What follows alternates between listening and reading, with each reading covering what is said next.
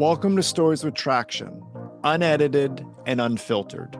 These are real conversations with leaders who have walked through trials and triumph. In a world of AI-polished sound bites and scripted perfection, this podcast isn't about being flawless. It's about being purposeful. I'm your host, Matt Zahn. We're going to find out what drives these leaders, what's their story, and how can we learn from their experiences. Get inspired and enjoy Stories with Traction. Todd, welcome to the Stories with Traction podcast. Hey, thanks for having me, Matt. Looking forward to the conversation. Yeah, I'm excited to have you on today, Todd. I really appreciate your time. And I want to start with when you were at a party or a networking event and someone asks you what you do, what's your response to them? That's a dangerous question. I've done so many different things. I've we'll get lost in the conversation in general, but typically I start with I'm a recovering engineer, and that gets a few chuckles here and there. But I'm a recovering engineer. My last 10, 15, 20 been strategy consulting, and last couple of years in corporate, I got into the global HR, and then I started ClearPeg 5 years ago with a real focus on professional development. When you ask what I do, I deal with the folks that are really on the front end of the client engagement, so professional services, what have you. But I deal with leaders at a specific level. They're the ones going to make you $1 million or cost you 10 million, and it runs all the way up to through the CEO down to the folks that they assume are safe but might be at high risk. So somebody reaches out and snags them away. Yeah, so you mentioned recovering engineer. You know, what I know about engineers is they're very focused on processes and systems and making sure they bring all the pieces together. So when you say strategy consulting, do you see a gap in a lot of companies where they might not have a good process or a good system, and that could be one of the reasons for increased stress or frustration?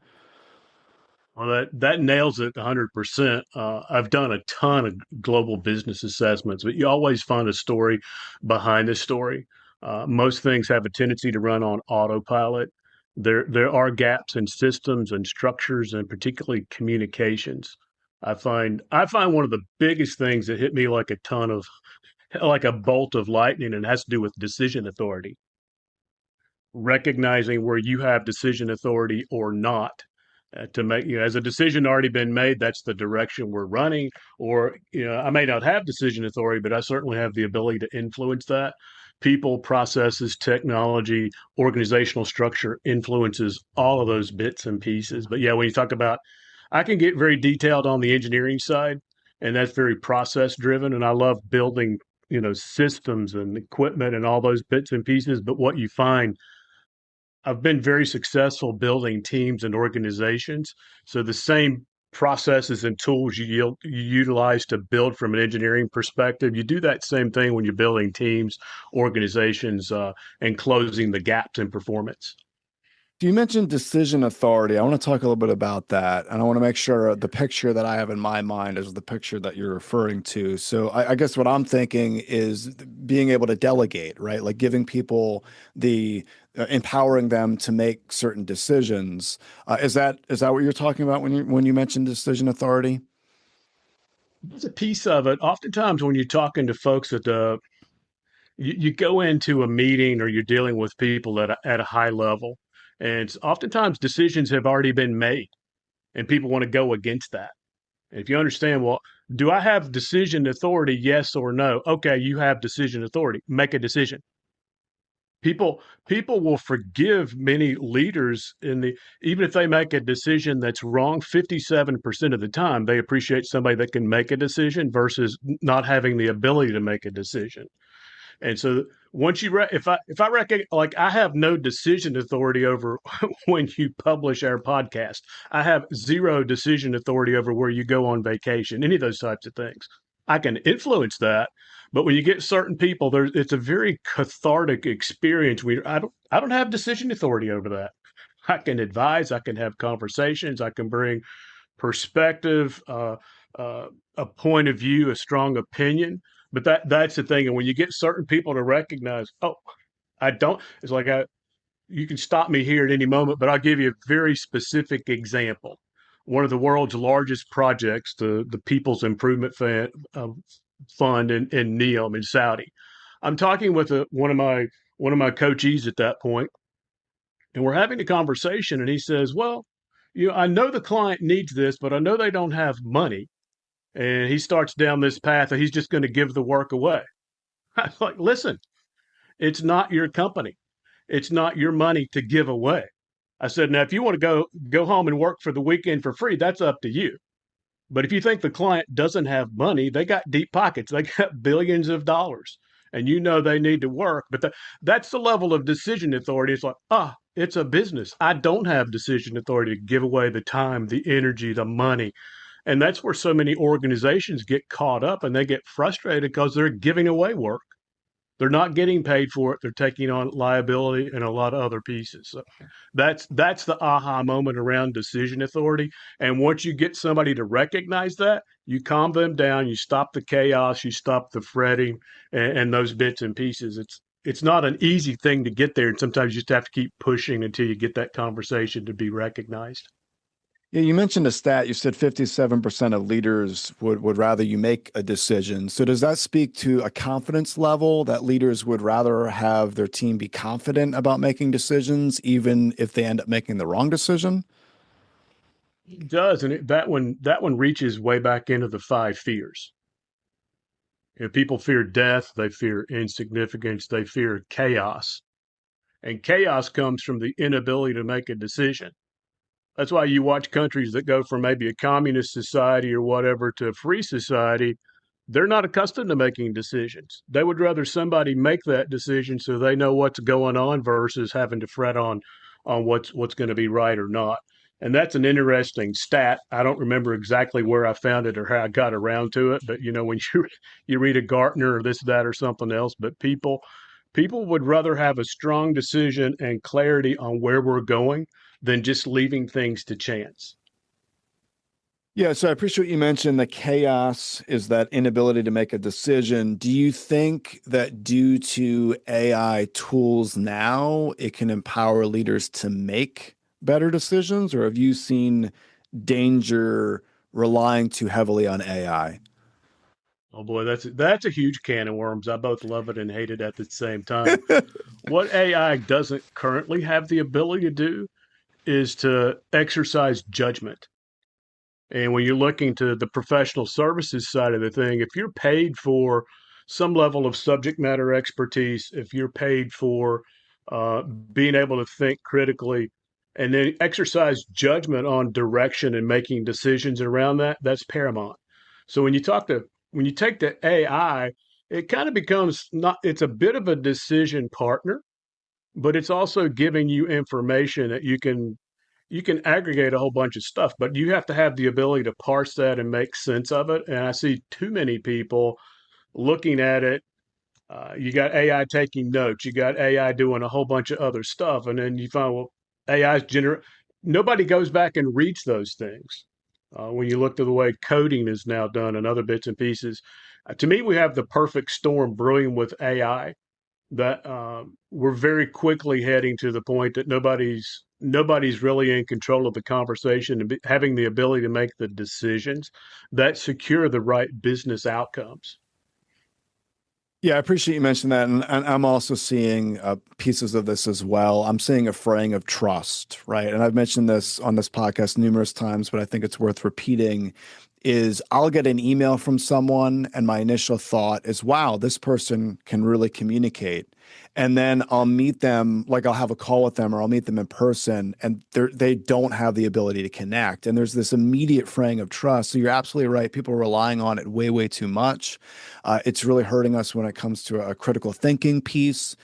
Just like social media is a huge double-edged sword in our society, I think AI is going to be one of the biggest double-edged swords that we've faced as a culture. So it's something that we're going to really need to figure out how do we utilize it to help and not hurt, even though there's going to be a bit of both. So I think the future, though we can't really speak to the future because no one can truly predict where we're going to be in the next 5-10 years. But I do think people that are going to succeed are going to be the ones that understand how to think critically. They can continue to connect and communicate with with other human beings, as well as how do you limit as much damage as possible and increase as much efficiency with AI. So I really appreciate Yeah. you mentioning that, Todd. I do have a question for you, Todd, because I want to understand a little bit more about your background, how you position yourself to be such a strategic thinker, as well as just a process-oriented person. So I want to go back to your teenage years, and if I were to ask teenage, let's say 13-year-old Todd, what he wanted to do, what he was into, what kind of response would I have gotten in return? Well, I'm a Gen Xer, so the first thing you have to recognize the mere fact that you live to be 18 or older is a miracle in and of itself. That's awesome. Now, I think we talked earlier. I guess we'll call it the green room before we got started. But I grew up in the mountains of Virginia, West Virginia, and uh, I grew up in a family-owned business. My father he started out used cars in 1966. I grew up under his desk. That's how far back I go from dealing with people. But he started used cars, got into travel trailers and sporting goods. I grew up in that business. Always felt I would just kind of shoot. I just assumed that's what I would be doing when I grew out. Right, grew up, and then as a teenager, my last couple 3 years of high school, I watched my father lose his business. You could argue it based on his fault or not, whatever. But at that point in time, during the Carter years, et cetera, inflation was 19, 20%. He was paying 2% prime on all of the units or floor plan that was on his lot. I remember I remember just as clear as day, sitting there in the middle of winter, the snow's flying. We're sitting there and I could watch this. You did The phone rang and it was the vice president of the bank called and says, "Hey, we're calling your note due." And so my father was prepared for the call. He says, "Listen, I got my sons here. I got some other people ready." He says, "I figure in the next hour or so, we'll have at least 10 of these units up there in your parking lot." And the banker says, "No, no, no, you can't do that. I don't have room for any of these. I can't do anything with them." My dad says, "All right, works for me. You can't eat these things any better than I can. We're going to work this out or not." But I watched that and I watched my father, he sunset the business and moved on from those aspects. But that's really what made me extremely determined to get out of Dodge. I did not want my livelihood to depend on whether or not some miner in West Virginia, Virginia, Kentucky was going to mine coal or not. I wanted to have control of my own destiny. I knew that I was good in math, science, and other bits and pieces. I I applied to different schools in Virginia because that's where there was four schools you could get an accredited engineering degree. But that's how I wound up in pursuit of my engineering degree. That made me, I'll just call it hell bent and determined to be successful at that level. I got my engineering degree, worked very diligently to apply that. That led me in a lot of different directions, but that's where my first 10 to 15 years, boots on the ground, mechanical engineering. I worked across multiple industry sectors. Wound up in Taiwan for 6 months. I answered a blind ad in the Atlanta Journal Constitution. They wanted six engineers. There's backstories to all of this. I'll just hit on, but I answered a blind ad. Then I wound up in Taiwan early January. I was in Taiwan for 6 months. That's where I met my wife. She was my Chinese teacher. I don't speak Chinese, but that's what, she came back to the States to get her master's degree at UMass Amherst. But we stayed in contact. That's how we made that connection. 10 years later, we went back and adopted my daughter. And so the world works in a lot of different mysterious ways, but that's what me got started on my engineering side. And then I started recognizing a few other things. Moved into my own business with software technology. Um, at some point, somebody reached out to me. Well, they reached out and said, "Hey, would you be interested coming up here for an interview?" And I said, "Sure." I went up to Connecticut.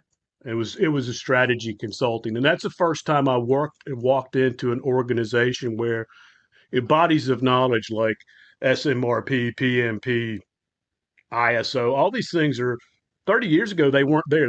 Those battles were still being drawn and fought. So as an engineer, you're designing, building all this stuff yourself, but you recognize those bits and pieces. But that's what got me into strategy consulting, led me into a world of business engagements, business assessments. I've done more than 50 global business engagements and assessments, but you can stop me at any time. But From that part, I got into just a lot of different things. If you looked at my LinkedIn profile, you see all those bits and pieces. But I'm comfortable.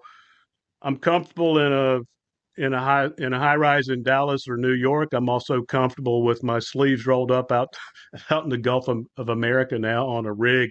So if you depending on where you found me or where you saw me, you'll have a different idea. I've worked across 20 different industry functional areas. Wow. Doesn't yeah. Let me Yeah. pause there. Yeah, no, I appreciate that. And I wanna touch on something because you had mentioned earlier in the conversation the five fears, and then the story that you shared with us about your father being called from the bank, and Yeah. you're in the office. I can only imagine, it being thick with fear, right? That's pretty fear inducing. But like what you mentioned your father saying really speaks to boldness. And earlier you talked about, making decisions. And that really speaks to confidence and boldness. So I do want to talk a little bit about this confidence piece because it's very easy to say, right? It's simple to say, we need to be more confident. We need to empower our teams to be more Yeah. confident. But when you think of confidence, how can someone be more confident? How would you even train confidence? If you're working with a C-suite executive and you're telling them like, hey, your team, they have they're not able to make the proper strategic decisions. They need to be more confident. What do you even recommend to start with? Well, I mentioned bodies of knowledge and a process, et cetera. One of the things I've done over the last 5 years is to really work hard in that professional development, leadership, executive coaching, sounding board process. And the reason I talk through that, um, I look to behaviors. It's like people say, "Oh, you got a bad attitude." I can't tell you got a bad attitude. I can tell you don't show up to work on time. I can tell you irritate people when you're around them. But when I look to those behaviors, that's what gives us presence. And presence is what people think or say about you literally when you're not in the room. Presence is when somebody won't start a meeting without you. Presence is when somebody says, "We don't want you in that meeting." But I look to those under that first part. And you ask about confidence, and people get into confidence or credibility in this imposter syndrome. Confidence comes from having the right behaviors that are rewarded or punished when what you learn. You got to have sensory acuity. But to me, it's the knowledge and experience. And there's a box of things that equate to what that is. But when you get those pieces and parts right, you have confidence and credibility. It's not a matter I walk around and fake it till I make it. But if people want you, when they have confidence and credibility in you, that's why somebody will pay $75,000 to go to Necker Island and spend time with Richard Branson, or they'll pay, Alex Hermosa. There's different people. There's people that they can't give their time away, and there's others just to get 5 minutes of their time. You'll risk everything to get it. But I've yet to speak to a CEO. I've yet to speak to anybody that doesn't wrestle with confidence and credibility at some level. If they tell you they don't, they're lying. I don't. Maybe that gave you some idea, but I always go back to behaviors. If you don't have the right behaviors, you're just going to sink.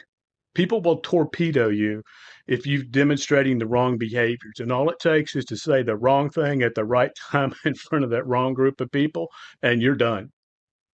Flip side of that, you say the right thing at the right time to the right people, and you're in. There's a side story. That's how I actually got into engineering school when I was at university. Yeah, so I want to touch on this a little bit more, and I'll just share with you my experience, and I want you to, maybe you have a similar experience, and maybe you can add a little bit more to this. I'd mentioned to you earlier that my background was in the political world, and I work with a lot, Right. a lot of politicians. And one of the things about politics, unfortunately, is you can get a pretty big ego. So, you work with someone, they get involved in politics, and I will I will mention for everyone listening that the overwhelming majority of people get involved in politics for the right reasons, right? They something happens, there's a big aha moment, they want to get involved, and then as they continue to get involved, whether it's lobbyists or special interest groups, they lavish them with praise, and they get a much larger ego, and they forget why they ran and why they're serving in the first place, right? When I made the transition from politics into business, one of the things that was just mind-boggling to me was I came in contact with very, very successful individuals, high achievers, people that society would put on a pedestal, and they were very humble. And this was wild to me that, I would go in these rooms of hyper successful people, and some of them are the most humble people. They're thirsty and hungry for, how do I learn? How do I grow? And it leads a little bit more to humility. And I also found it fascinating that even when I was working with very successful people, all of them had some form of an inferiority complex. For some reason, they felt inferior. And the reason why I bring this up to you, Todd, is because you'd mentioned behaviors. Someone can be very, very successful at something specific, but they lack confidence in a big, big way for something else. So what would you say? What would you say about that? Would you say that it's been your experience as well, that most people have some form of an inferiority complex? And if so, if they're so confident in one area, why is it difficult to transfer confidence to another subject or another instance in their life? This is like, how long is a piece of thread, right? Everybody's different. Sure. I have been around those that have a high ego. They're one person at work. They're a completely different person at home. Um, you talked about systems and structures and decision authorities and how they were. There's so many different things that come up that I find when people absolutely get sideways in most aspects or elements, their values are clashing, which I thought that might be where you're talking about with politics, because right now we're so polarized on everything. But the moment you start getting sideways with somebody, typically it has to do with values, and that's an extremely important exercise that I've done with a few different ways. But values are important. The other thing is most CEOs I think at a certain level, it's a matter of being humble as a child.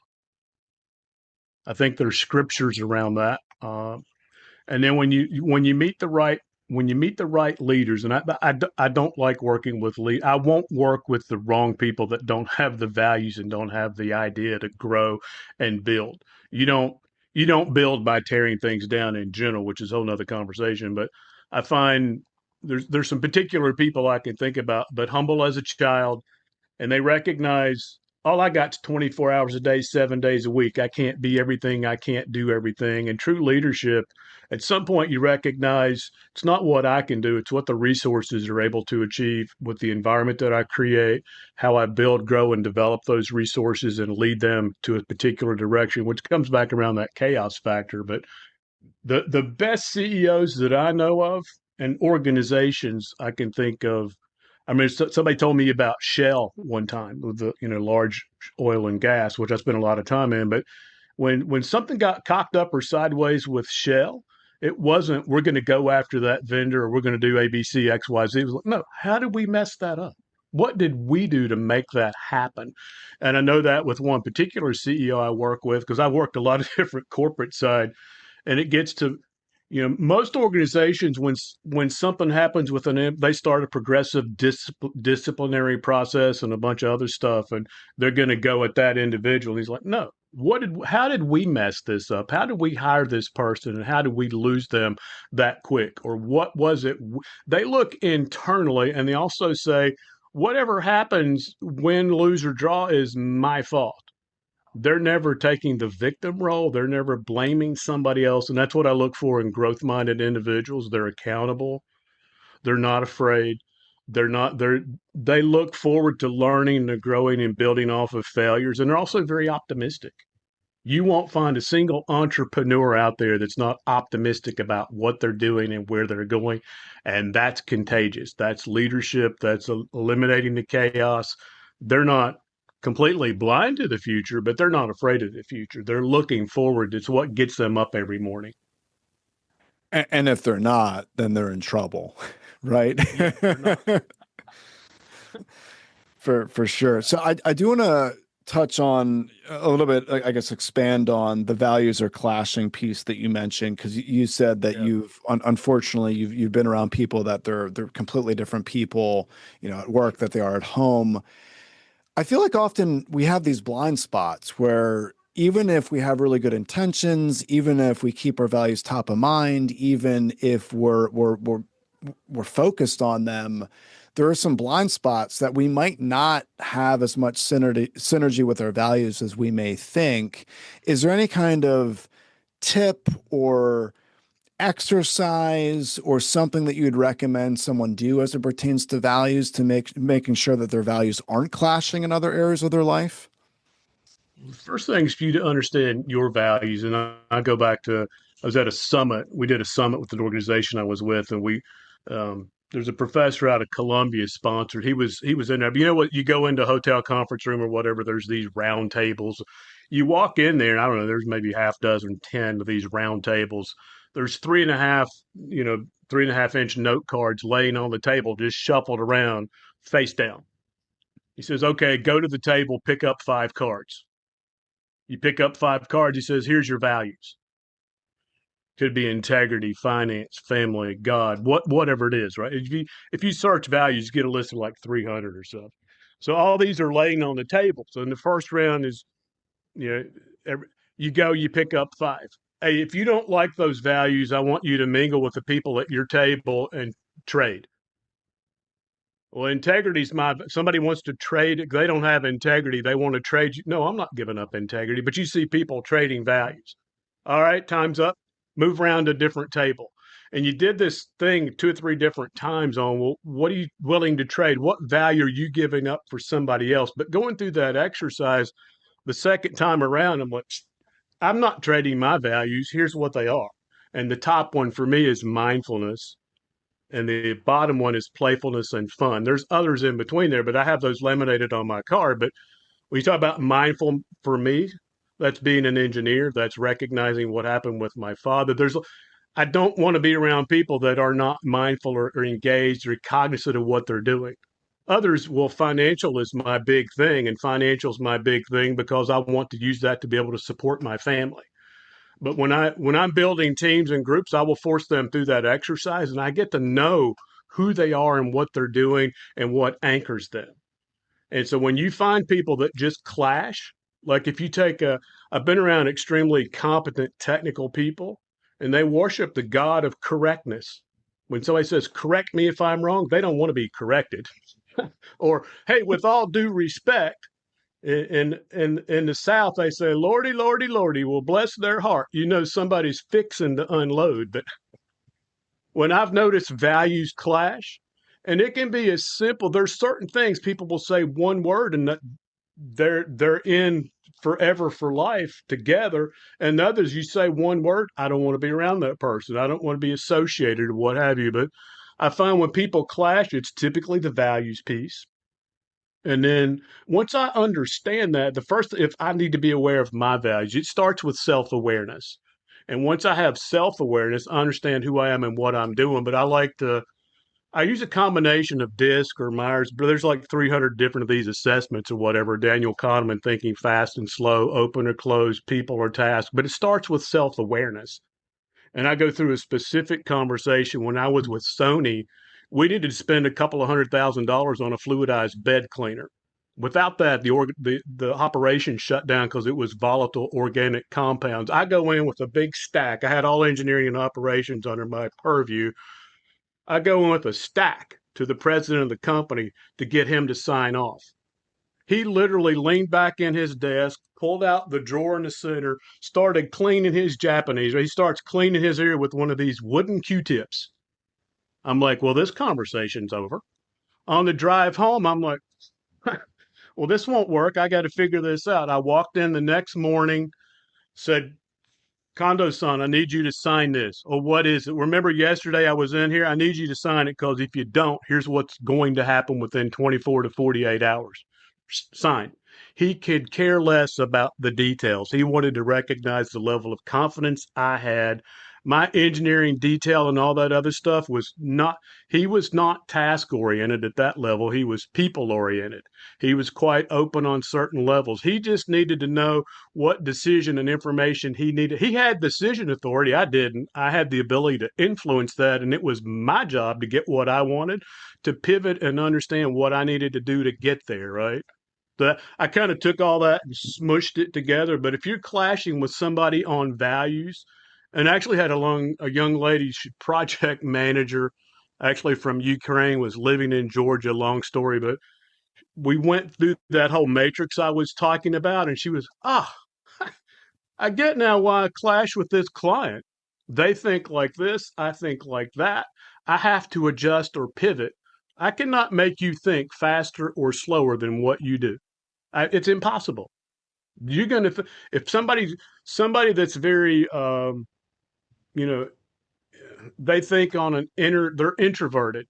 They're going to go off and think, and when they come back, they got something that's really great.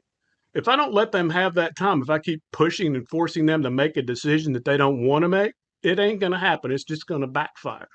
There are others. If I don't get to the point within lickety split, and now with AI and all this other stuff, well, I'll make a decision. I got to have my pitch, right? Well, I'm going to convince you of something in 30 seconds. I don't think so. But you see how all that works. But for me to get what I want, I have to be willing, capable, and able to adjust my level of thinking, which now we can go into the 35 or so different cultures that reported with me when I was in Dubai. That's a whole nother conversation.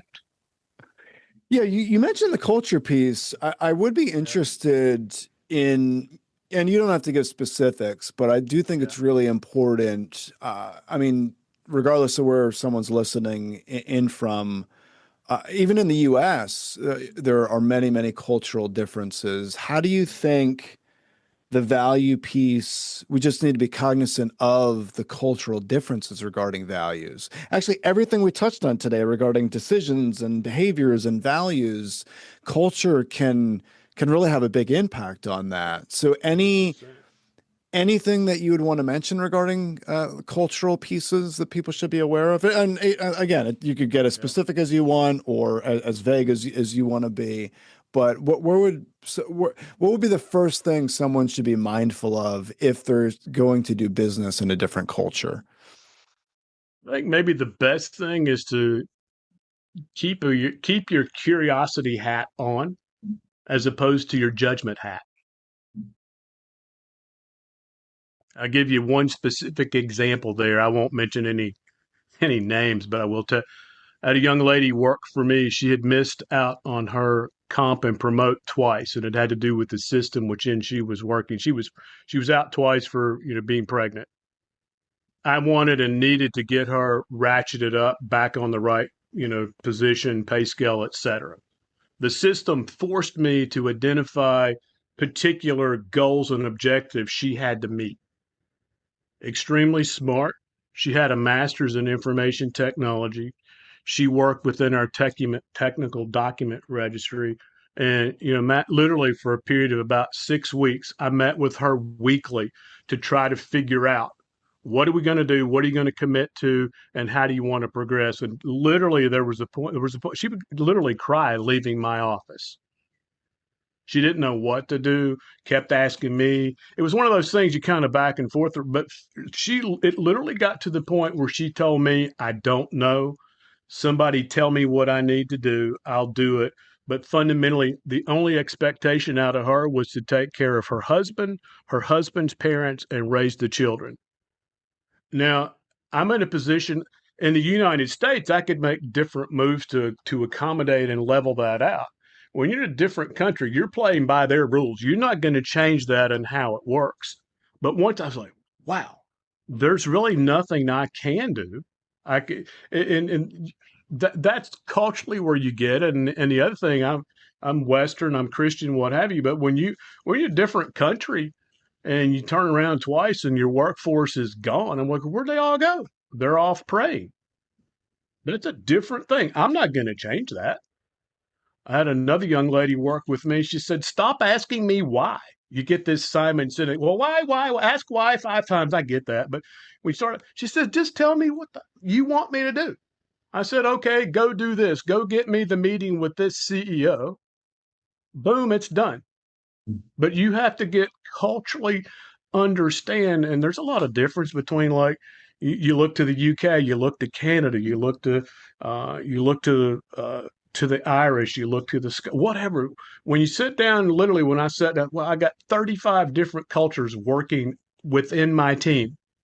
Everyone's a little bit different. You realize just how stupid you are when you got somebody working for you. Like with the Lebanese, they speak English, they speak French, they speak Arabic. Many of them speak. You're like, okay, I do well with English and maybe Southern English, right? Good stuff. Thank you for sharing that. I really appreciate that. And thank you for this conversation, Todd. You offered a ton of value. There's a few things that I'm going to remember as takeaways from this conversation. The first thing that you mentioned, I really appreciate you mentioning the chaos piece. You'd said inability to make a decision. And I really challenge everyone listening, is there chaos in your organization because of that inability for you and your team to make those decisions? The second piece is you touched on behaviors. You said behaviors gives us presence, and you went into talking about the importance of right and wrong behaviors. I really appreciate that. And then the third and final piece that I'm going to take away is you had talked about values clashing and the importance to make sure that there's synergy with our values, regardless of where we are. And I really appreciate that. Todd, if anyone wants to get more information on what you do, they want to reach out to you for your services, where's the best place they can go to get that information? One stop is LinkedIn. The other's my direct email, todd@clearpeg.com. And my website is a good place too, just clearpeg.com. Perfect. I'll include that in the show notes. People could just click and go from there. Thanks again for your time today, Todd. Really appreciate it. Thank you for listening to the Stories with Traction podcast. If you found this discussion helpful, please leave a review, since positive reviews help others find these conversations. New episodes drop regularly, so stay tuned. And remember, if you want to persuade with power and inspire those around you to take action, you must share more stories.